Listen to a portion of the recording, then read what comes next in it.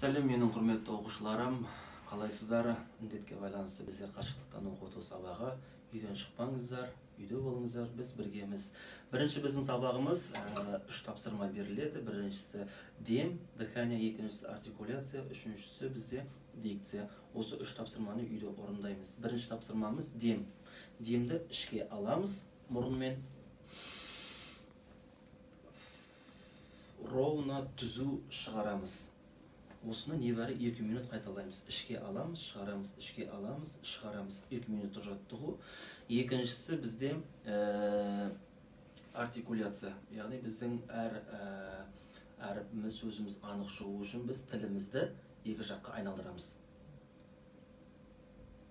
Небәрі 2 минутты жаттығу тіліміз талғанша. Үшіншісі, соңғысы бізде жаңылтпаш. Біздің әріпіміз, дыбысымыз, сөзіміз анық, дұрыс естілу үшін. Лауралар, құралайлар, кларалар. Осыны тез-тез қайталаймыз. Лауралар, құралайлар, кларалар, лауралар, құралайлар, кларалар.